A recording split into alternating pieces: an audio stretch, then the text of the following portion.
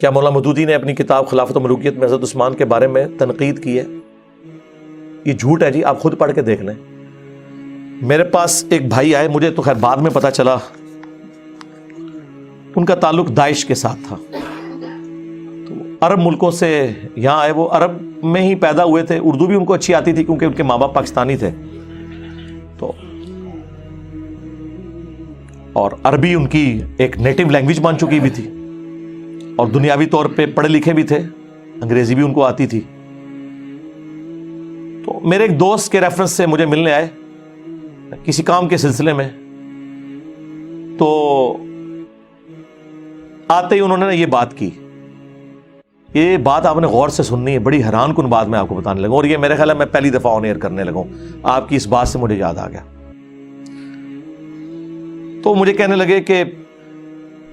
خلافت و ملوکیت میں مولانا مودودی رحمہ اللہ نے سیدنا عثمان غنی رضی اللہ تعالیٰ عنہ کی توہین کی ہے۔ میں نے کہا نہیں، میرے پاس یہ خلافت و ملوکیت پڑھی ہوئی ہے، تو تم اسے پڑھو۔ میں صبح آفس چلا گیا، تو شام کو بلکہ رات کو کافی لیٹ واپس آیا۔ انہوں نے ایک دن میں اس کا میجورٹی پورشن پڑھ لیا تھا۔ وہ اصل میں جو اس کا چیپٹر ہے جو چبھتا ہے سب کو، خلافت راشدہ سے ملوکیت کا سفر جو ہے، تو جب میں واپس آیا نا، تو وہ صبح جو میرے ساتھ بحث کر رہے تھے نا، مجھے کہنے لگے یار مودودی صاحب نے تو جس طریقے سے یہ مقدمہ پیش کیا ہے، اس سے تو سافٹ انداز حق بات کا ہو ہی نہیں سکتا۔ ایون حضرت معاویہ ابن ابی سفیان رضی اللہ تعالیٰ عنہما کے بارے میں بھی انہوں نے اتنی سافٹ لینگویج یوز کی ہے، اگرچہ انہوں نے غلطیاں ہائی لائٹ کی ہیں، کہ اس سے سافٹ لینگویج ہو ہی نہیں سکتی۔ کہ جتنے لوگ ہیں نا، بس وہ جس نے میرے بارے میں کہہ دیا قادیانی ہے، حالانکہ جو قادیانیوں کے خلاف مہم چلا رہے ہیں، ہم نے تو ان کی منجی ٹھوک دی ہے کہ تمہارے ابے بھی چشتی رسول اللہ اشرفی رسول اللہ پڑھا کے گئے ہیں، تو غلام احمد قادیانی دجال تو شاہی کوئی نہیں ہے، ہم تو ختم نبوت کے اوپر کام کر رہے ہیں۔ اچھا، وہ تو جب کوئی سنتا ہے تو پتہ چلتا ہے۔ تو مجھے کہنے لگا یار یہ تو مودودی صاحب نے تو بہت زبردست لکھا ہے۔ میں نے کہا سیدنا عثمان کے حوالے سے کہتے ہیں وہ جو کچھ انہوں نے لکھا ہے، اب تو خیر پوری تحقیق کے ساتھ خلافت و ملوکیت جو نئی چھپی ہے نا، اس میں پورے حوالے بھی نیچے لکھے ہوئے ہیں، اس میں بھی تھے، اب تو بہت تفصیل سے، باقی میرا کربلا والا ریسرچ پیپر میں تو 200 حدیث ہیں۔ تو مجھے کہنے لگا یار ایک مسئلہ مجھے آج سمجھ آیا ہے، جو میں بڑا حیران ہوا تھا۔ میں نے کہا کیا؟ وہ کہنے لگا کہ جب داعش کی فوجیں داخل ہوئیں عراق کے اندر، شام کے اندر نا، تو کئی لوگ جو ہے نا وہ حضرت علی ابن ابی طالب کے اوپر لعنت کرتے تھے انہیں خوش کرنے کے لیے۔ تو وہ کہتا ہے کہ ایک آدھ سفر میں بھی ساتھ تھا، تو جب انہوں نے حضرت علی پہ لعنت کی تو ہم سب لوگوں نے تو اپنے کانوں کو ہاتھ لگایا، کیونکہ سنی تو حضرت علی کی رسپیکٹ کرتے ہیں۔ یعنی یہ آج کے جو سنی، ان کو آپ بنو امیہ تو نہ سمجھیں، بنو امیہ کی بھی دال گلی، تو اگر ان کی دال گلی ہوتی تو بخاری مسلم میں سب و شتم کی روایتیں تو نہ لکھتے، اور بنو امیہ کا رد تو نہ کرتے امام بخاری امام مسلم حضرت علی کی شان میں حدیثیں لے کے۔ وہ کہنے لگا کہ ہم گاؤں میں داخل ہوتے تو وہ حضرت علی پہ لعنت کرتے، اور وہ لعنت کرنے والے کون؟ شیعہ۔ اور وہ کیوں کر رہے ہوتے تھے؟ تقیۃً۔ وہ یہ سمجھتے تھے کہ یہ بنو امیہ کے پیروکار ہیں، جس طرح بنو امیہ اپنے دور میں حضرت علی پہ لعنت کرواتی تھی تو لوگوں کو چھوڑا جاتا تھا، اور تقیۃً شیعہ علی لعنت کر لیتے تھے۔ ظاہر ہے سارے تو حجر ابن عدی تو نہیں ہوتے نا، کلمہ حق بلند کرنے والے۔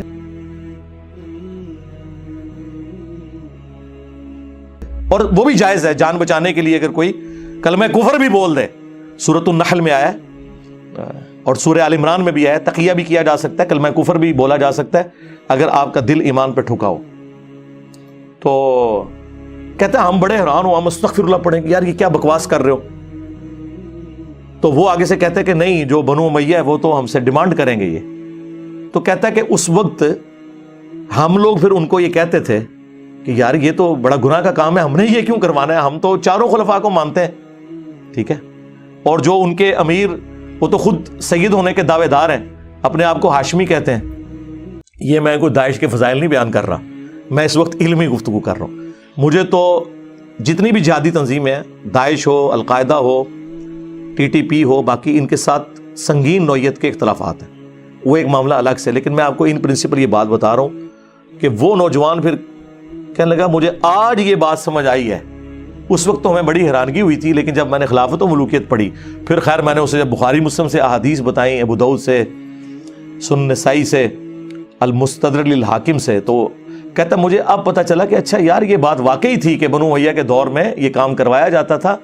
اور یہ ہم نے پریکٹیکلی چیک کیا ہے کہ شیعان علی نے ہمارے شر سے بچنے کے لیے حضرت علی پہ ہمارے سامنے لعنت کی، تو ہم کہتے تھے یار ان کو کیا ہو گیا، ہم نے تو انہیں کچھ بھی نہیں کہا، اور حضرت علی تو ہمارے لیے بھی رسپیکٹیبل پرسنالٹی ہیں، جو میں اکثر جو ہے وہ اہل تشیع حضرات سے بھی کہتا ہوں کہ اہل سنت کے تو ہاتھ پاؤں بندھے ہوئے ہیں، جس طرح مسلمانوں کے ہاتھ پاؤں بندھے ہوئے ہیں کہ ہم کرسچنز کی رسول اللہ کی شان میں جو گستاخی ہے یا خاکے بنانا، اس کے اگینسٹ غصے میں بھی آ کے تصور نہیں کر سکتے کہ ہم عیسیٰ ابن مریم کی توہین کریں، کیونکہ ہمارے ایمان کا حصہ ہے۔ ہمارے نزدیک جتنا بڑا کافر رسول اللہ کا انکاری ہے اتنا بڑا کافر ہی حضرت عیسیٰ کا انکاری ہے۔ لا نفرق بین احد من رسلی، مرتبے میں فرق اپنی جگہ، تفضیل بین الرسل وہ حق ہے، تلک الرسل فضلنا بعضهم علی بعض، لیکن تفریق بین الرسل یہ کفر ہے۔ لا نفرق بین احد من رسلی، بلکہ سورہ النساء میں تو آیا جو اللہ رسول میں یا رسولوں میں بھی آپس میں فرق کر دے وہ بھی پکا کافر ہے۔ ہمارے ہاتھ پاؤں بندھے میں، ہم عیسیٰ ابن مریم کی توہین کا سوچ بھی نہیں سکتے۔ وجیہا فی الدنیا والآخرہ ومن المقربین، ہمیں کبھی وہم بھی نہیں آتا بالکل اس طریقے سے اگر اہل تشیع کی جانب سے خلفائے ثلاثہ کے اوپر کوئی لان تان کی جاتی ہے تو ہم تو تصور بھی نہیں کر سکتے کہ ان کو غصہ دلانے کے لیے مولا علی علیہ السلام کے بارے میں کوئی ایسی بات کرتے ہیں، نعوذ باللہ من ذالک، وہ تو ہم اپنے ایمان کا حصہ سمجھتے ہیں۔ خلفائے ثلاثہ کے بارے میں کوئی حدیث نہیں ہے یہ والی جو مولا علی کے بارے میں صحیح مسلم میں، علی سے محبت نہیں رکھے گا مگر مؤمن، علی سے بغض نہیں رکھے گا مگر منافق۔ یہ تو اسپیسیفکلی امام علی علیہ السلام کے بارے میں، اور مسند احمد میں حدیث، مشکات کے اندر حدیث موجود، اور فضائل صحابہ احمد بن حنبل کی کتاب میں کہ اے علی تیری مثال میری امت میں عیسیٰ ابن مریم جیسی ہے۔ نصارہ ان کے بارے میں غلو کر کے برباد ہوئے اور یہودی ان کی توہین کر کے، اور پھر مولا علی نے خود فرمایا کہ میری وجہ سے دو فرقے جہنم میں جائیں گے اور دو گمراہ ہوں گے، ایک میری محبت میں غلو کر کے، ایک میری دشمنی میں۔ تو آپ اندازہ کریں کہ آج کے دور کے اندر بھی یعنی وہ مسکنسیپشن جو صدیوں سے چلتی آ رہی تھی، جو کتابوں کی حد تک تو درست تھی، لیکن وقت کے ساتھ ساتھ میں سمجھتا ہوں کہ عمر بن عبدالعزیز رحمہ اللہ جو اسلام کے پہلے مجدد ہیں، انہوں نے جس طریقے سے اس ایشو کو ہینڈل کیا، قیامت تک کے لیے اس فتنے کو دبا دیا جو بنو امیہ کے ممبروں سے لعنت ہوتی تھی 60 سال تک، اور انہوں نے سورۃ النحل کی وہ آیت خطبے میں داخل کی، ان اللہ یأمر بالعدل والاحسان۔ تو یہ بہت بڑا امت کے اوپر ان کا احسان ہے، حقیقت بات ہے۔ باقی تفصیل کے لیے آپ میری ویڈیوز دیکھ لیں اور میرا کربلا والا ریسرچ پیپر پڑھ لیں، اس میں ساری احادیث میں نے نقل کی ہیں۔ اور یہ جو تماشا لگایا ہوا انہوں نے کہ نہیں جی وہ تنقید ہوتی تھی، لعنت نہیں ہوتی تھی، تو مسلم شریف میں واضح الفاظ موجود ہیں، لعن اللہ ابا التراب 6229 صحیح مسلم کی حدیث۔ اور تقی عثمانی صاحب کہتے ہیں نہیں وہ بخاری میں ایک حدیث سب کی ہے اور سب کا مطلب تنقید ہے، حالانکہ وہی حدیث مسلم میں تھی، لیکن اس سے اوور لک کیا، یا اوور لک کیا، اگر اوور لک کیا تو بہت خطرناک ہے، یہ تو منافقت ہے،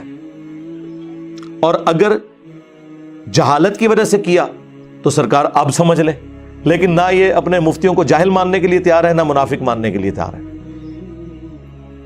مسلم شریف میں واضح الفاظ تھے، لعنت کے الفاظ موجود تھے۔ بہرحال مولانا مودودی رحمہ اللہ نے جس پیشن کے ساتھ اس چیز کو ہائی لائٹ کیا خلافت و ملوکیت میں، میں سمجھتا ہوں اس کام کو اگر 4 چاند کسی بندے نے لگائے ہیں نا تو مولانا اسحاق صاحب ہے رحمہ اللہ۔ مولانا اسحاق صاحب نے قیامت تک کے لیے رافضیت اور ناصبیت دونوں کے خلاف ایک بند باندھا ہے، اور الحمدللہ اس مقدمے کو میں نے ایک عام فہم انداز میں حدیثوں کی نمبرنگ کے ساتھ اپنے ریسرچ پیپر واقعہ کربلا کا حقیقی پس منظر 72 صحیح الاسناد احادیث کی روشنی میں، جس میں 200 روایتیں جمع کی، 72 میں نے شہدائے کربلا کی نسبت رکھی، اس کے اندر پورا مقدمہ کلیئر کیا، جسے شوق ہو تو دیکھ سکتے ہیں۔